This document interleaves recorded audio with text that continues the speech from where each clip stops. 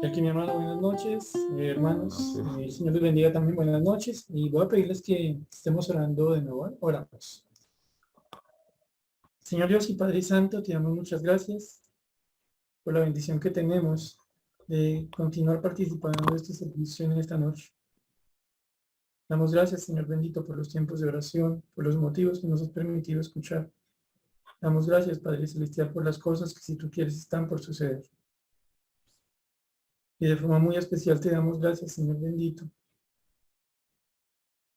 por tu lealtad a tu palabra, Señor. Por esa voluntad tuya, Señor Celestial, que es conforme con tu carácter de cumplir todo cuanto tú has dicho, Señor, y bendecirnos con ese cumplimiento.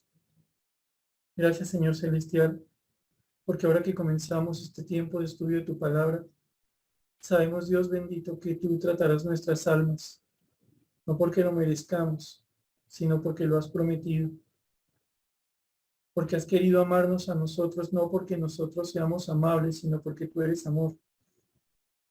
Y en medio de ese amarnos, Señor bendito, nos vas enseñando a amarte, Dios Todopoderoso, y te damos gracias por esto. Y te damos gracias, Señor Celestial, por todos aquellos que por tu bendita misericordia estamos aquí reunidos. Tú eres quien ha aparejado las cosas para que esto suceda. Tú eres quien nos ha ayudado a obedecer. Y sabemos, Dios Santo, que también estás obrando en aquellos, incluso aquellos, Señor bendito, que pudiendo estar no han querido hacer. Tu obra no se detiene, Señor.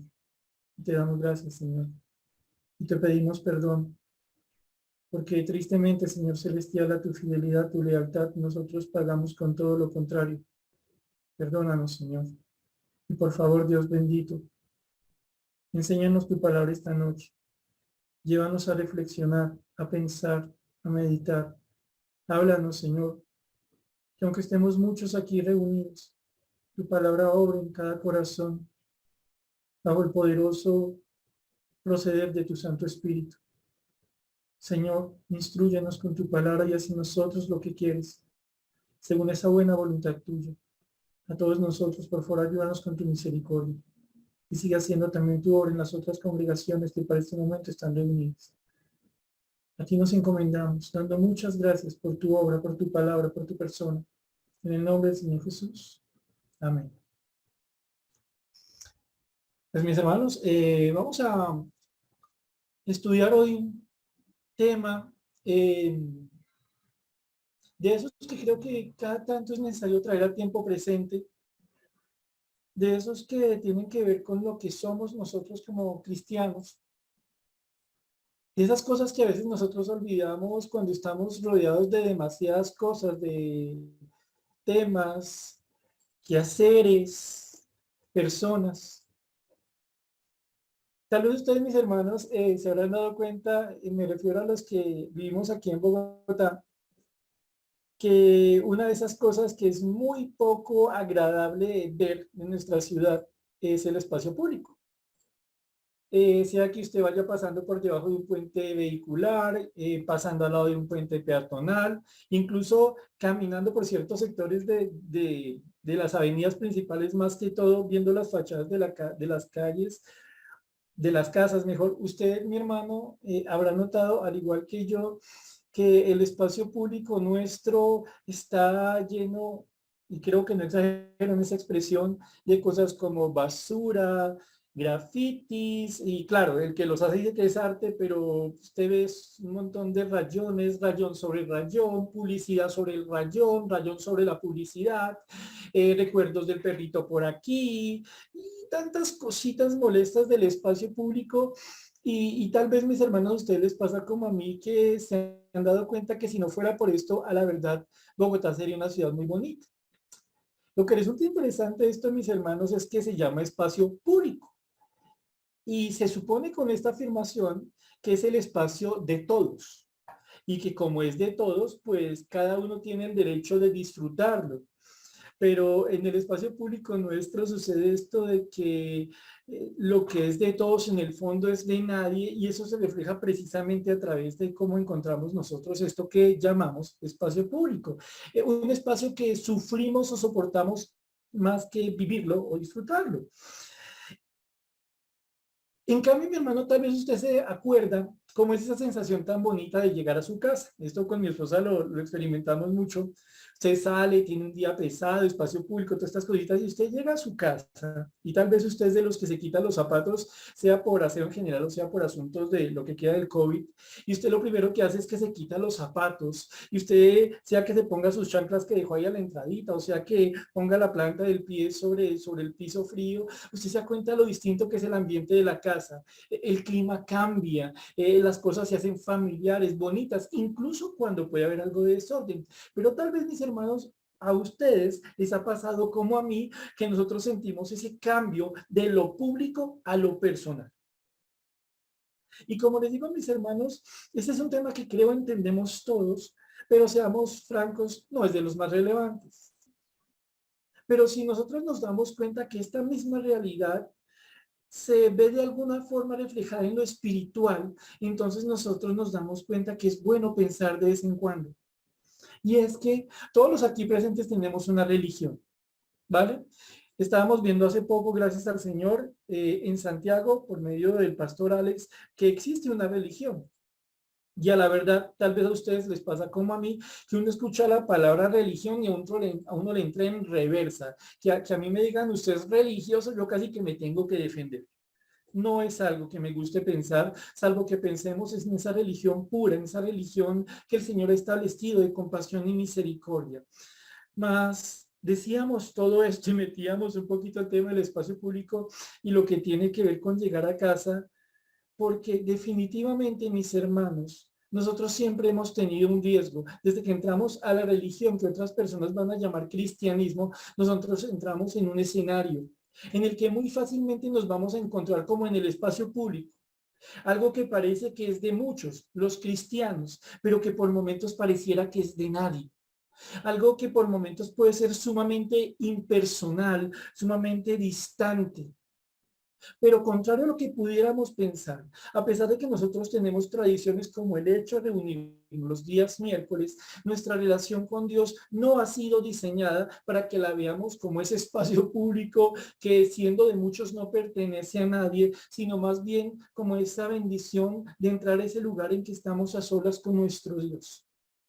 Ese lugar en el que nosotros disfrutamos de lo que es distinto, de lo que no es común, de lo que es santo. Y les traía esta idea a la cabeza, sabiendo que ustedes caminan por las calles de Bogotá y pueden disfrutar muy seguramente lo que es entrar a sus casas, para que pensemos un poco en algo que está en el Salmo 42, salmo muy conocido, gracias al Señor, un salmo en el que nosotros vamos a ver cómo se necesita, es indispensable comprender que la relación íntima y personal con Dios, en últimas, a la verdad, es la base de lo que nosotros necesitamos. No quiere decir esto, porque ustedes lo van a notar en un momento, que nosotros no tengamos un espacio común con otros hermanos. Quiere decir esto que lo más importante, lo que es esencial para cada uno de nosotros, sucede en el a solas con Dios, especialmente en circunstancias como las que vamos a ver a continuación. Pero por favor, mis hermanos, vámonos todos al Salmo 42. Salmo 42, ¿listo? Tengan muy presente en sus cabezas, no vamos a hablar de religión, no vamos a hablar de lo público, de lo de muchos, que termina siendo de nadie, no estamos hablando de las calles, estamos hablando de nuestro lugar de morada, de ese espacio de intimidad, especialmente aplicado al espiritual. Desde ya, mis hermanos, tengamos presente lo siguiente. El Salmo 42, por lo que podemos ver en la forma como está escrito, es un solo salmo unido al Salmo 43, ¿vale? Si usted se da cuenta y lee el Salmo 42 y el Salmo 43, va a notar varias cosas. Por un lado, hay una unidad de tema, hay un estribillo, hay un corito, si se permite la expresión, que se repite en ambos salmos. Y usted va a notar también algo muy interesante, el Salmo 43 no tiene título. No obstante, al momento de hacer la división de los salmos, los traductores, los que nos permite entender mejor la numeración de los capítulos y versículos, decidieron que estos dos salmos fueran por separado. Pero si usted me pregunta, hermano, perfectamente puede estudiar como un solo gran salmo, el Salmo 42 unido al Salmo 43. Ahora, recuerden una cosa, estamos entrando en lo que se conoce como ese segundo título del libro de los Salmos, pero veamos ahora lo que dice el Salmo 42. Y entonces vamos a leerlo juntos. ¿Listo? Hagamos una lectura de pasada para identificar varias cositas y ya vamos a estudiar algunas con detalles. Dice así, Salmo 42. Al músico principal, masquil de los hijos de Coré. Como el ciervo brama por las corrientes de las aguas, así clama por ti, oh Dios, el alma mía. Mi alma tiene sed de Dios, del Dios vivo. ¿Cuándo vendré y me presentaré delante de Dios?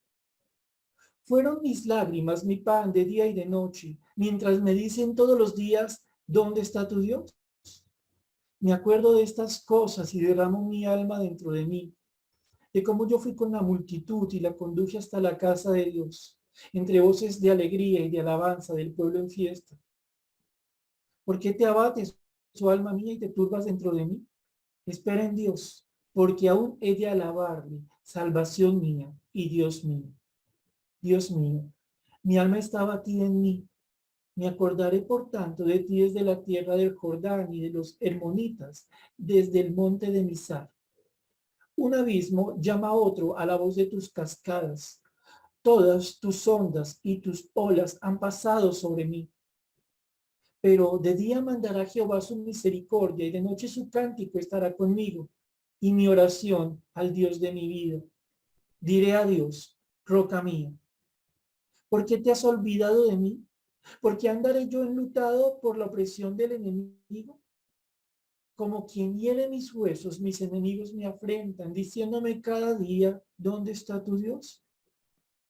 ¿Por qué te abates, su alma mía, y por qué te turbas dentro de mí? Espera en Dios, porque aún he de alabarte, salvación mía y Dios mío. Y como les digo, ustedes podrían seguir con la lectura del Salmo 43 en apenas 5 versículos, pero vamos a quedar nosotros en el 42. Y entonces, como les decía, mis hermanos, tenemos aquí una alternativa. Estudiar este salmo a la luz de un clamor colectivo, de un pueblo que tal vez está pasando por una serie de necesidades y que una persona dentro de ese pueblo toma la vocería y habla consigo y habla para con Dios. Pero a la verdad, este salmo parece ser algo que Dios nos permite conocer de un hijo suyo. Ahora, es interesante porque de lo que pude investigar, no se conoce con propiedad quién fue el autor de este salmo. No se conoce con detalle las circunstancias en las cuales el mismo se escribe. No obstante, ustedes van a notar aquí, yo creo que ya lo oímos todo y nos dimos cuenta, aquí hay un alma que tiene un anhelo, un alma que está sufriendo. Aquí tenemos un alma que si algo no tiene, es espacio para la religión vacía, para la religión de muchos. No, aquí está en un asunto personal. Yo creo en mi Dios. Tengo una relación personal con mi Dios y aquí está sucediendo algo. Debo repetir, mis hermanos, no se conocen las circunstancias específicas. No podemos decir el salmista aquí está afrontando tal circunstancia para limitar la interpretación un poco más y eso en el fondo, en este punto es muy bonito. Porque en últimas creo que una persona de cualquier momento de la historia de la fe podría haber escrito este salmo. Pero para que lo pudiera escribir bajo la guía del Señor, las circunstancias son bien importantes. Y no me refiero a las temporales, a las históricas o geográficas, ni siquiera aunque algo de eso vamos a ver, sino esa realidad que está teniendo en el corazón. Y es ahí donde, mis hermanos, repito, todos nosotros tenemos que por un momentico quitarnos ese manto de lo común, de lo público, de lo que corresponde a muchos. Aunque lo estamos estudiando congregacionalmente, es un salmo para que lo pensemos todos y cada uno de los presentes como si en este momento estuviéramos absolutamente a solas con Dios. Por favor, tengamos eso en cuenta y entonces diremos algunas cosas. Dice, al músico principal, esta persona que se encargaría de dirigir los cantos, y bien decir masquil, al parecer esta es una clase de salmos que tenía una finalidad didáctica, una finalidad de enseñar algo, un elemento sapiencial de conocimiento, algo hay para aprender en este salmo por medio de lo que vamos a ver a continuación. Entonces, al músico principal masquil de los hijos de Coré. Pero ojo, también podría traducirse mástil para los hijos de Coré. ¿Quiénes son esos hijos de Coré? Brevemente, sabemos nosotros que vendrían a ser parte de la tribu de Leví, que servirían en el tabernáculo. Sabemos nosotros que su antepasado Coré se va a rebelar y el Señor lo corta, pero los hijos de Leví van a seguir sirviendo al Señor al punto que David los va a tener como músicos sirviendo.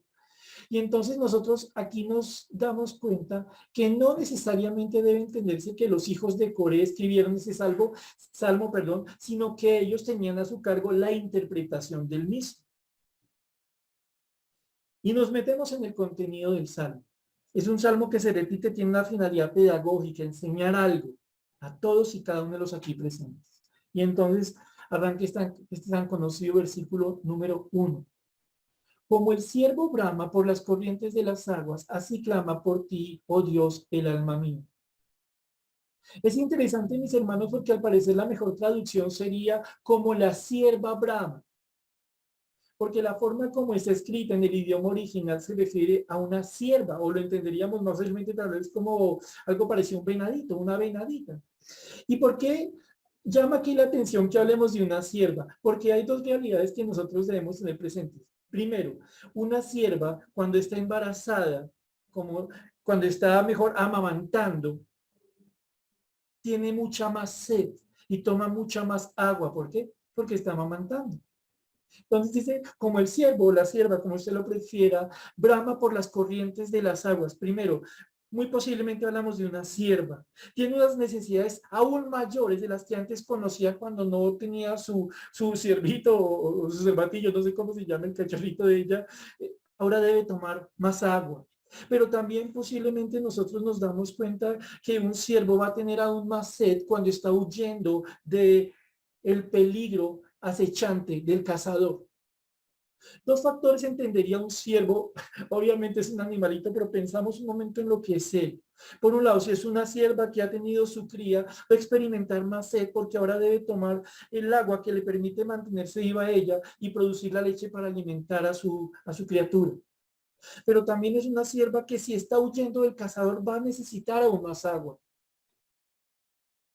Claro, es una ilustración, es una figura que el Señor toma aquí, pero tiene mucho más valor cuando nosotros pensamos en ambientes áridos, secos, donde el agua escasearía. Pero noten algo interesante que desde ya tiene que estar en nuestras cabezas. El agua puede escasear, pero no por escasear el agua la necesidad cesa. A la sierva, a la venadito, a nosotros, no nos ayudaría para nada teniendo una inmensa sed que nos dijeran no hay que beber, ¿cierto? Cuando un ciervo, cuando un venadito tiene sed, brama, anhela, suspira por las corrientes de las aguas, el agua que fluye abundante, raudales, fresca, fría. De la misma manera, mis hermanos, ustedes van a ver cómo el Señor a continuación nos dice, se ha puesto a pensar en lo que implica para un animalito esto y nosotros decimos, sí, sí, hasta mi gato lo he visto cuando tiene sed, cómo actúa. Sí, conozco lo que es la expresión estoy muerto de sed. Sí, lo entiendo. Pues lo entendemos aún más cuando el Señor dice lo siguiente, como el siervo brama, anhela por las corrientes de las aguas, de la misma forma o así clama, es la misma palabra que se traduce como bramar. Mi alma anhela, mi alma suspira por ti, oh Dios, el alma mía. Miren, algo bien bonito que encontramos desde el primer versículo de este salmo. No está diciendo el salmista, la persona que Dios usó para revelar, lo inspiró, lo iluminó para escribir eso, no está diciendo, así clama por ti, o mejor, por tus bendiciones, por tus regalos, el alma mía. No. Miren algo hermoso, mis hermanos, en este salmo. Este hombre, comparable a un siervo que experimenta gran sed, está experimentando una inmensa sed, no de lo que Dios le puede dar, no de lo que Dios puede hacer por él, sino de Dios mismo. Como les dije, mis hermanos, Si nosotros no tomamos este salmo desde la perspectiva de una relación íntima y personal con Dios, sino desde el contexto de una religión, incluso si es la religión correcta, este salmo no lo vamos a entender. Si para este momento, y por favor mi hermano póngase a pensar lo siguiente, a usted o a mí, ¿no nos parece más importante el Dios de la Biblia que las bendiciones del Dios de la Biblia? Lo que viene a continuación sencillamente no lo vamos a entender. Y nos concentraremos tan solo en los favores que Dios puede hacer por nosotros. Dicho de alguna manera, si nosotros no vemos aquí el valor que Dios está poniendo, que no imponiendo, sino el valor que Dios hace ver, nosotros podemos seguir viendo a Dios como nuestro cajero en medio de las necesidades, o como nuestro carro de bomberos en medio de nuestros errores. Y no es eso de lo que está hablando el Señor aquí, o mejor, no es esto lo que vemos nosotros en ese salmista hablando a Dios, y lo cual Dios nos permite conocerlo por vía de revelación en este salmo. Este salmista conoce un venadito, le ha visto, sabe lo que es vivir en una región tan árida como la de Palestina, y se pone a pensar en esa sed y se da cuenta de algo. Wow, yo lo entiendo, pero lo mío no se saciaría llegando a un pozo lleno de agua o a un río abundante. Lo mío solo puede ser saciado en Dios. ¿Pero qué? Diría alguno. ¿Es que le están faltando las bendiciones de Dios? ¿Sí o no? A la verdad, eso no es lo que importa en este punto. Tengo un anhelo intenso por mi Dios. Y dense cuenta, mis hermanos, o mejor, démonos cuenta que en este salmo vamos a encontrar algo muy bonito. Para los que son los que usan el método inductivo, si usted se pone con calmita a buscar aquí, va a encontrar que la palabra alma aparece varias veces. En el Salmo 42 aparece 6 veces. Es decir, que esta es una palabra que se va a usar varias veces y usted y yo entonces, al ver que se repite tanto, tenemos una necesidad. ¿Cuál es? Entender qué significa la palabra alma. La palabra alma literalmente significa criatura que respira. O sea que desde ya, ustedes y yo pensamos lo siguiente. Esta expresión alma habla de vida. Y una de las características esenciales de la vida es que tiene necesidades vitales, obvio. Solo la vida para mantenerse necesita el alimento, necesita la respiración, ¿cierto? Esta palabra alma, repito, se refiere a una criatura que respira. Es un sinónimo de ser, es un sinónimo de corazón, es un sinónimo del ser interior. Para un judío, el contraste no sería tanto entre la carne y el espíritu, como lo sería para un griego.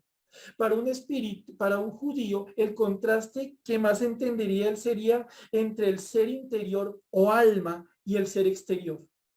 Aquí el salmista está diciendo, mi ser interior, la más real de mis realidades, válgame la redundancia, está diciéndome, está gritándome que necesita a Dios. No lo que ven los demás, no el ser exterior. Y discúlpeme si la comparación es un poco dura, no la máscara del hipócrita, del actor, del payaso, no, eso lo ven otros. Démonos cuenta de algo muy bonito, mis hermanos. Tal vez algunos tengan otros creyentes en este momento ahí a su ladito, o nos vemos el domingo si el Señor lo quiere, ¿cierto? ¿Cuántas personas que están a su alrededor conocen las necesidades de su alma, mi hermano?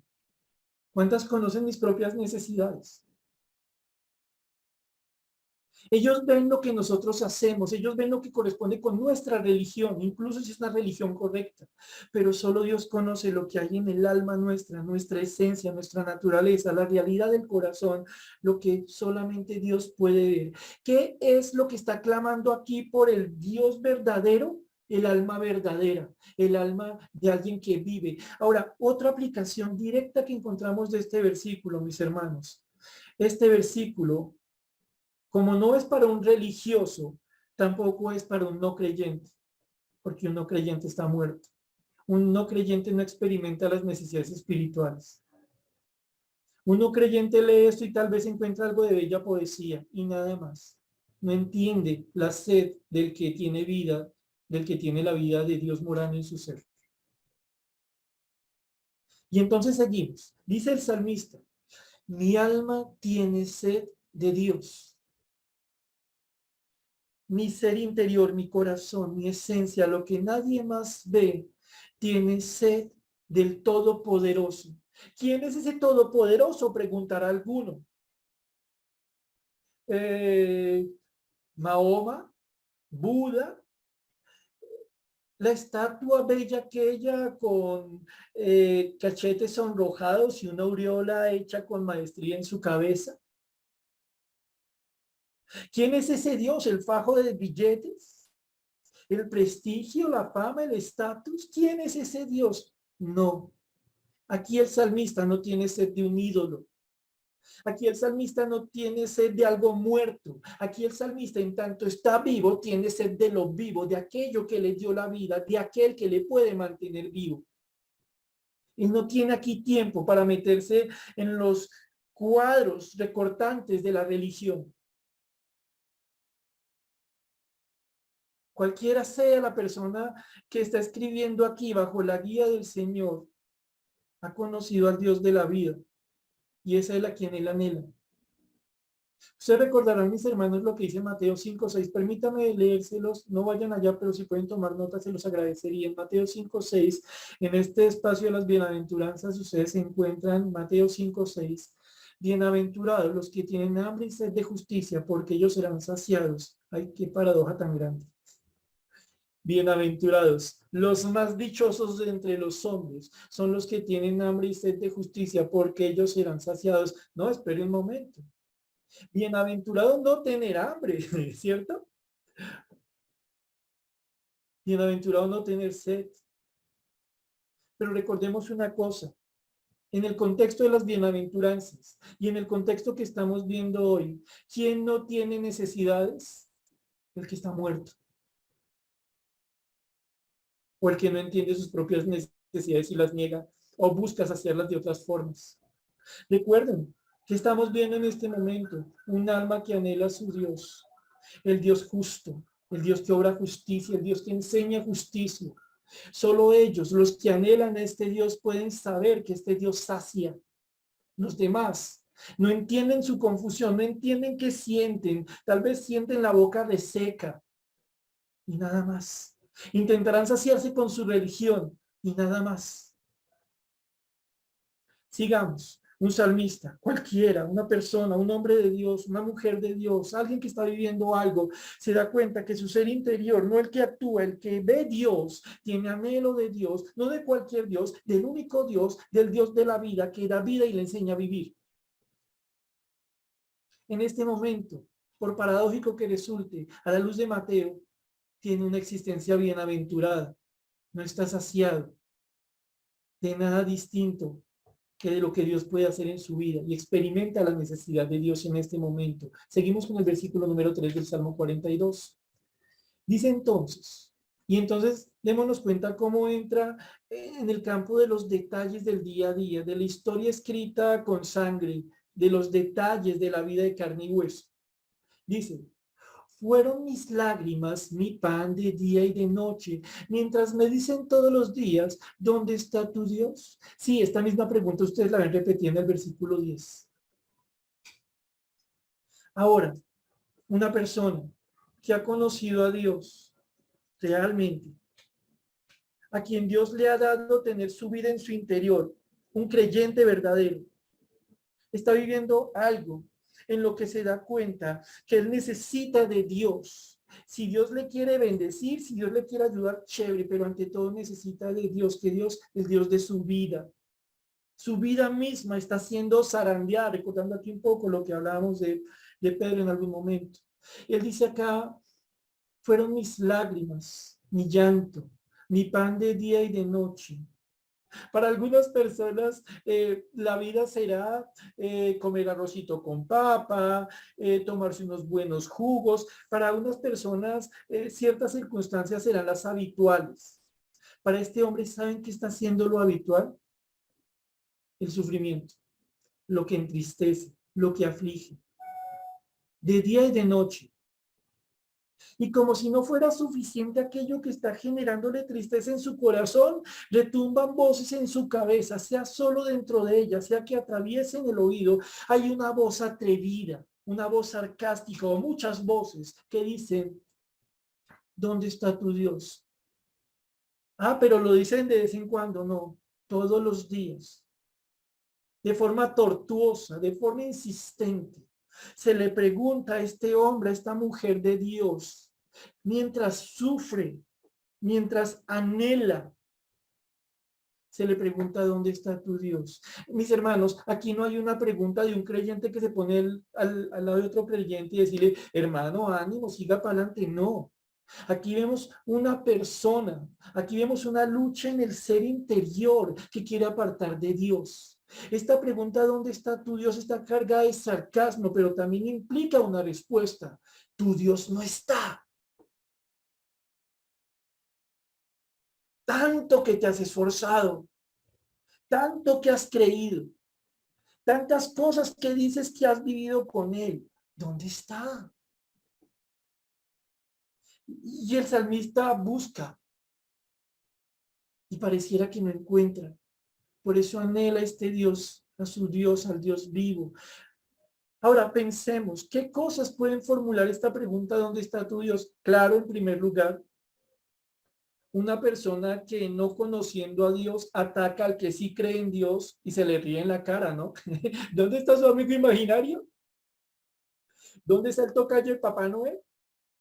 ¿Dónde está el de su religión entre las miles de religiones que hay en el mundo? ¿Sí? Seguramente ese es el sarcasmo de un esclavo de Satanás. Pero también, mis hermanos, creo yo que tiene que ver con las luchas internas. Lo que queda del viejo hombre cuestionando al nuevo hombre en Cristo. Esa carne, esos recuerdos, esas secuelas, esa mente que por momentos se resiste a creerle a Dios. Y mis hermanos, creo que ustedes estarían de acuerdo con esto. Todos sabemos lo que es luchar en esto. No sé cuándo, no sé cómo, pero creo firmemente, no jugando a ser adivino, pero creo firmemente que todos en alguno o varios o muchos momentos de nuestro andar con el Señor hemos tenido una pregunta atravesando el corazón. ¿Dónde estás, Señor? Es que no te veo.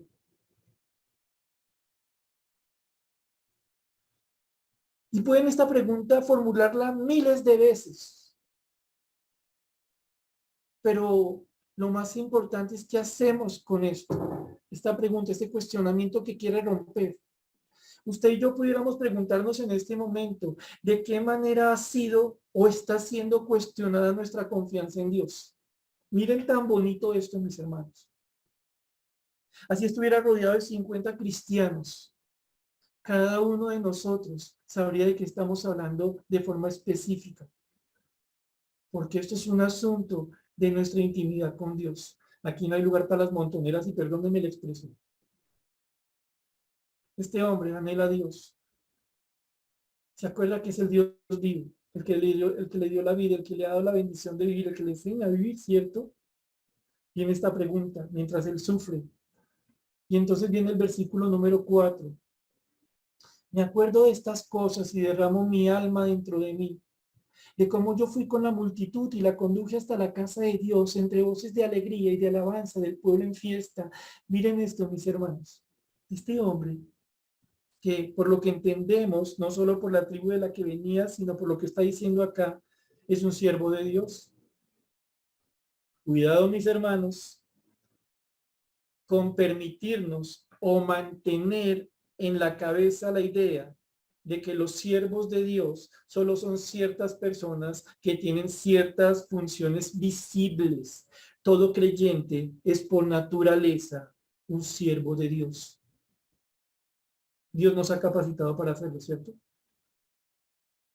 Esta persona se pone a pensar y dice, me acuerdo. Miren esto, mis hermanos. Recuerdo, traigo a mi presente. ¿Qué cosas recuerda él?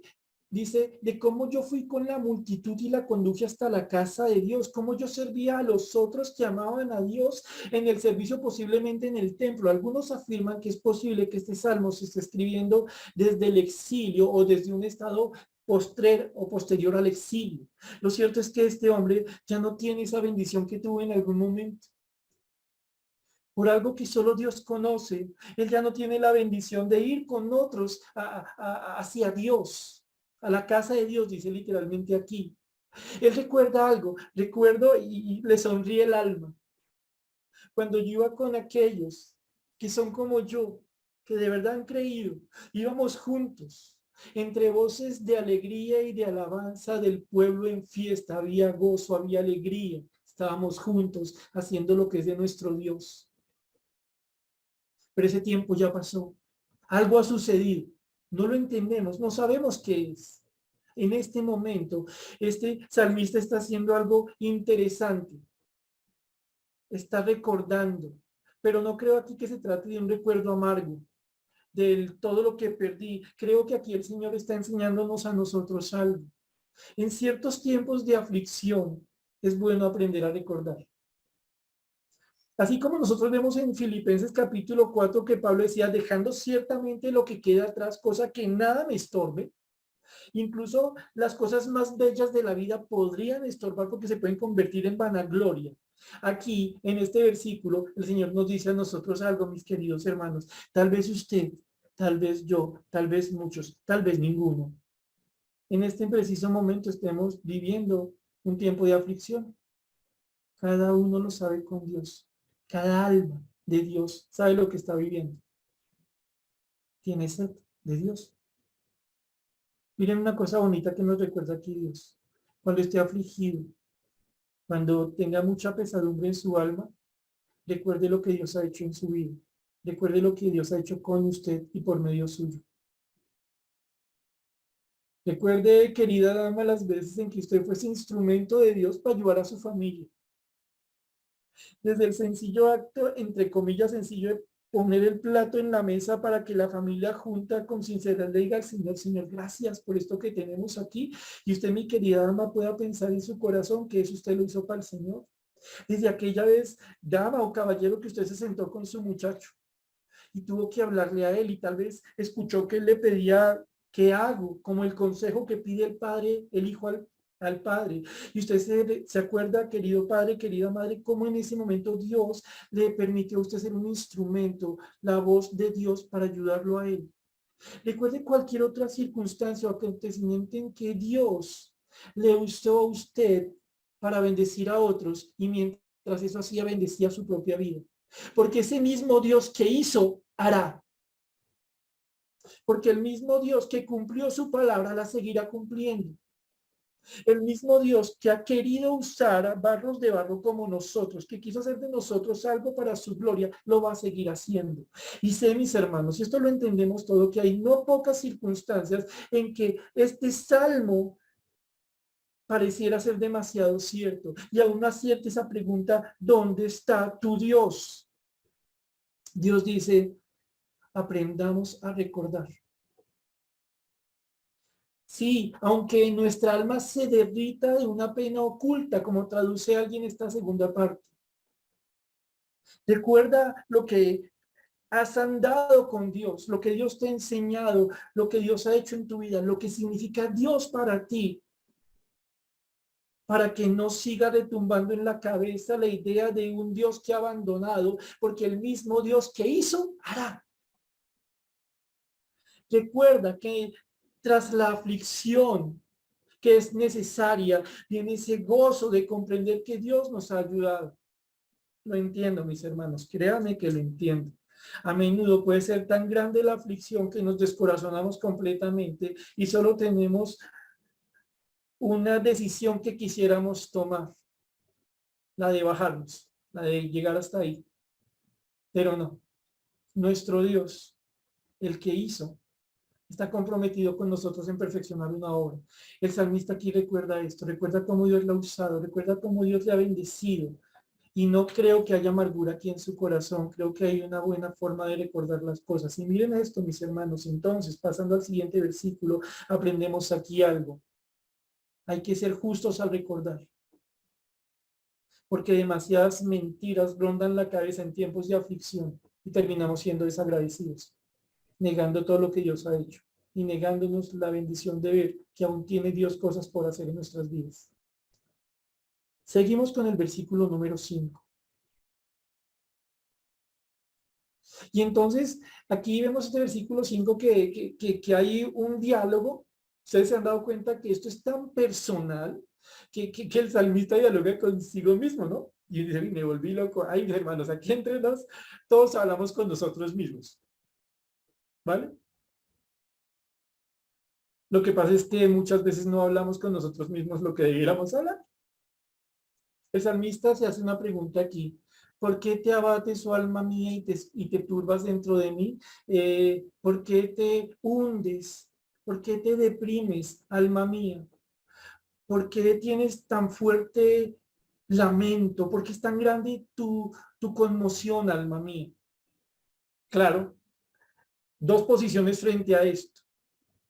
Me estoy haciendo una pregunta para que yo mismo me conteste, no, pues, ¿cómo quiere que me ponga a saltar un pie? Y digo, ay, amén, amén, aleluya, preciosa juventud, pues no de todo lo que estoy sufriendo. Esa pregunta esa es una opción. Quien piense que esta pregunta tiene por finalidad que la respuesta sea una queja, pero no es eso lo que encontramos acá. Aquí lo que encontramos es un hijo de Dios, un siervo de Dios que acaba de echar cabeza. Sí, está siendo bien complejo el tiempo. Las cosas, circunstancias, cosas en mi mente me dicen que mi Dios no está. Pero si me doy cuenta quién ha sido Dios para mí, cómo Él ha obrado en mi favor, me doy cuenta que es una insensatez. Y por ende, yo mismo, como autoexhortándome, como cuestionándome, digo, no tiene por qué estar deprimida, abatida, llena de lamento mi alma. No se trata, mis hermanos, de que nos duela. Se trata que el dolor no tiene que ser el Señor. Se hace una pregunta, que es en el fondo una exhortación, un llamado al ánimo. Hay que avanzar, pero no como en las propias fuerzas, sino recordando quién es Dios. ¿Por qué te abates, tu alma mía, y te turbas dentro de mí? A la verdad, no tendría por qué estar así. No es que no duela, es que no me han desamparado. Y hasta mi dolor lo puede manejar Dios que se compadece. Ese sumo sacerdote que se compadece en esa necesidad, ¿lo recuerdan? Ahora seguimos. ¿Por qué te abates, tu alma mía, y te turbas dentro de mí? Respuesta, miren mis hermanos, aquí no hay un tercero. No estoy diciendo nada contra la consejería, no, no, no, no, no, pero quiero que nos demos cuenta, aquí no hay un tercero, aquí está el salmista con su Dios. Es que a veces, mis hermanos, y por favor no me tomen a mal en lo que voy a plantearles, renunciamos a vivir con Dios lo que tenemos que vivir, a aprender de Dios lo que tenemos que aprender, porque quisiéramos que todo lo haga un tercero. Nuestro tiempo devocional, un tercero que me explique lo que voy a leer. Nuestro tiempo congregacional, un tercero que me anime a ir a la iglesia. Un tercero de oración, alguien que me diga que debo orar. Pero mis hermanos, la vida cristiana no puede andar así. De vez en cuando se necesita, pero no siempre puede ser así. La vida del cristiano es la vida con su Cristo. Claro, con su iglesia también, pero la mayor parte del trabajo creo yo que Dios la hace solas con nosotros. Y esto no es una defensa de los que han abandonado la vida congregacional. Esto no tiene nada que ver con eso. ¿Por qué te abates, oh alma mía, y te turbas dentro de mí? Espera, sé paciente en Dios, porque aún he de alabarle, salvación mía y Dios mío. Miren esto. Dios obra tal convicción en esta persona, en este punto, tras entender quién es su Dios y lo que Dios ha hecho, que se da cuenta de algo. Yo no tengo por qué dejar que mi alma ande como postrada ante la tribulación. Yo lo que tengo que hacer es ser paciente en mi Dios. Él nunca falla, Él no llega tarde. Y el salmista se da cuenta aquí de algo. Todavía tiene que vivir para Dios. Miren eso tan bonito. Él no ve a Dios como un instrumento para su vida. No, él se ve a sí mismo como un instrumento para Dios. Porque dice, porque aún he de alabarle, salvación mía y Dios mía. Dios mío, perdóname. Y aquí hay algo que pido que tengamos presente. La palabra alabar que encontramos aquí, en otros lugares se traduce como confesar. La palabra alabar tiene por un lado la idea de agradecer, de exaltar a Dios por lo que Él es, por lo que ha hecho, por lo que ha dado. Pero esta misma palabra se usa también para hablar de la confesión del pecado. ¿Cuál es la idea? ¿Saben cuál es el alma que mejor alaba a Dios? La que reconoce todo lo que Dios le ha dado a pesar de lo que sabe que merece. El alma más humillada, producto del reconocimiento de su propia condición pecaminosa, esa alma es la que le pide al Señor, perdóname, y con el mismo aliento le dice al Señor, gloria a ti, Señor bendito. La misma idea, el mismo corazón que lleva a confesar el pecado sinceramente, es el mismo corazón que alaba a Dios. No son dos corazones, es uno solo. Esta persona se da cuenta de algo, Dios me ha librado. Es mi Dios. Mírenlo aquí como lo repite, Dios, Dios mío, salvación mía. No estoy hablando del Dios de mi vecino, es mi Dios.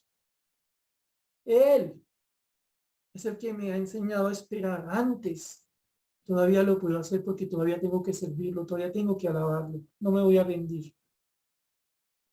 Versículo 6, se avanza un poco más rápido. Dios mío. Y entonces ustedes ven aquí algo interesante porque dicen, no, ya el versículo 5 llegó, ya este hombre está volando, pero miren lo que viene a continuación. Dios mío, mi alma está batida en mí. Ay, pero ¿cómo así? ¿No había yo aprendido la lección?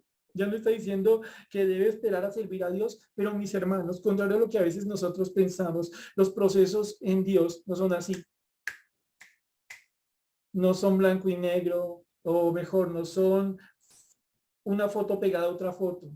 No son actos instantáneos. Cambiar con Dios es algo que se logra solo cambiando de a pocos. Sí es cierto, hay cambios que el Señor puede hacer de un momento a otro, pero la gran mayoría de los cambios son procesos. Aquí el salmista ha llegado a un punto en que el Señor le permite al entender algo. ¿Qué?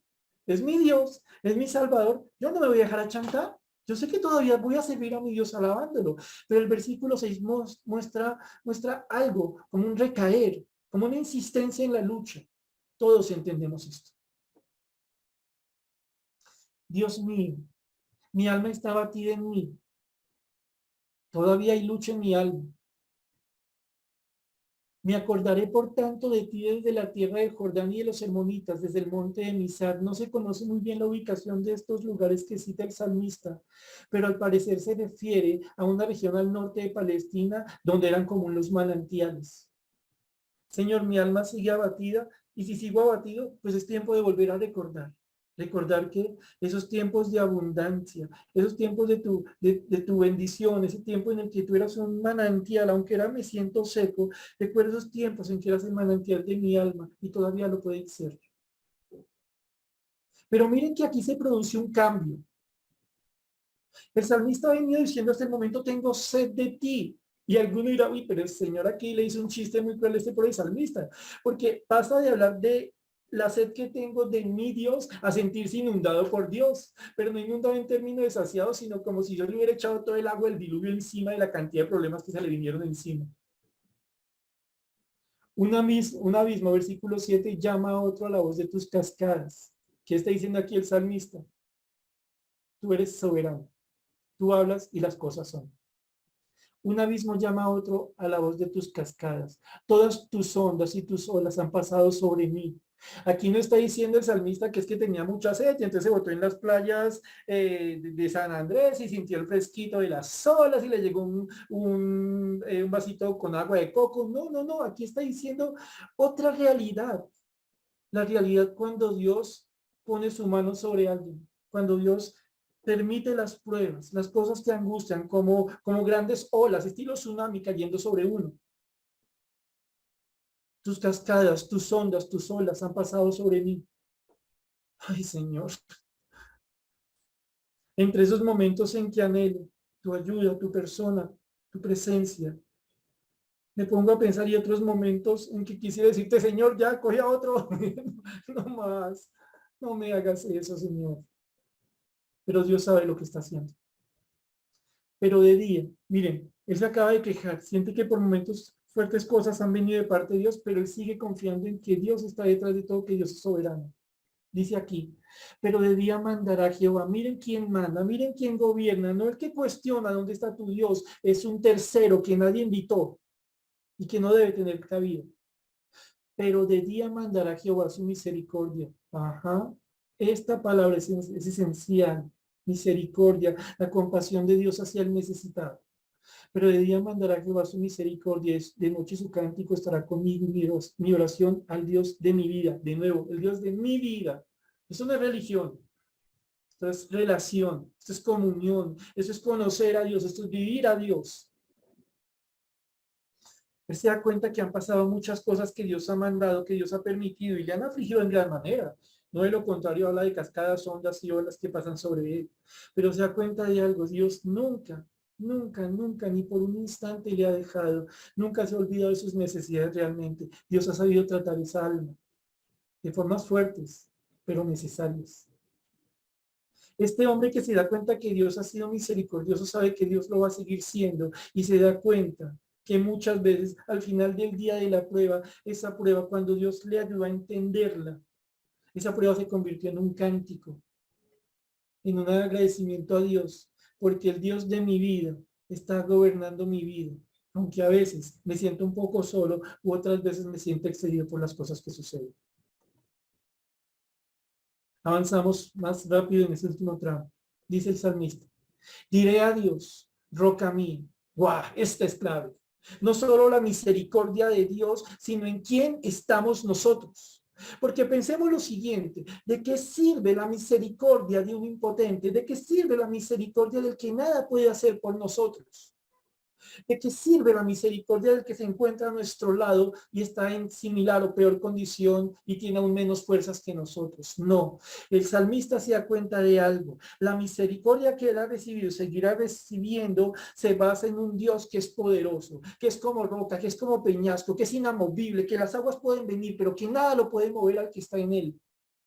Es mi roca.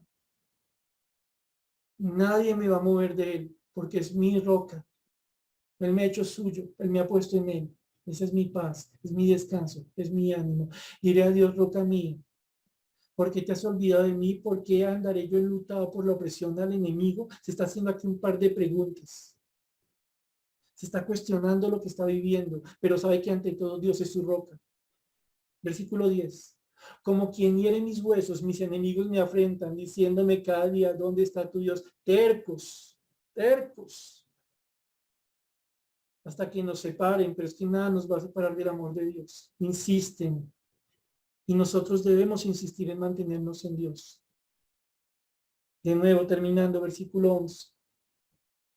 Salmista, en estas circunstancias que el Señor le está dando a vivir, noten que no las ha superado, las está viviendo en ese momento. ¿Por qué te abates, oh alma mía, y por qué te turbas dentro de mí? Alma, recuerda algo. Sí, yo debo recordar algo. Es necesario ser paciente en Dios, esperar en Dios. ¿Por qué? ¿Porque soy el centro de mi vida? No. Yo vivo para Dios. Porque aún he de alabarle, salvación mía y Dios mío. Hemos visto a grandes rasgos un salmo, en el que, como les decía a ustedes al comienzo, algo debe retumbar en nuestras cabezas. La religión pura y sin mácula es buena, pero debemos aprender a buscar a nuestro Dios, a vivir a nuestro Dios, a estar en nuestro Dios a solas. Esto no tiene que ver con no congregarse como algunas personas creen que está bien. No, mis hermanos. Esto tiene que ver con aprender a vivir en Dios lo que Dios nos da a vivir. Demasiadas cosas nos van a querer mover, pero solo Dios nos va a poder sustentar. Si alguno aquí quiere buscar respuesta a las luchas que está viviendo en la relación comunitaria o en la relación de masas, le digo, allí no va a encontrar nada. Aprenda a recordar lo que Dios ha hecho por usted como lo ha hecho por mí. Aprendamos a permanecer en Él. Aprendamos a entender las cosas en su misericordia, a entender quién es para nosotros, roca viva, el Dios vivo. Y entonces, aunque todo duela, aunque todo se mueve, podremos nosotros confiar. En mi vida solo va a pasar lo que Dios quiere que pase para gloria de su bendito nombre por medio de lo que Él me dé hacer para Él. Por ahora, mis hermanos, vamos a terminar. Oramos. Padre bendito y Señor Dios, te damos gracias por la bendición que hemos tenido de estudiar este pasaje esta noche. Te damos gracias, Señor bendito, porque solo tú, Dios bendito, has sido nuestra roca y tú eres el Dios de nuestra vida. Y en esto no hay un decir o un acto de cortesía solamente. Es la verdad.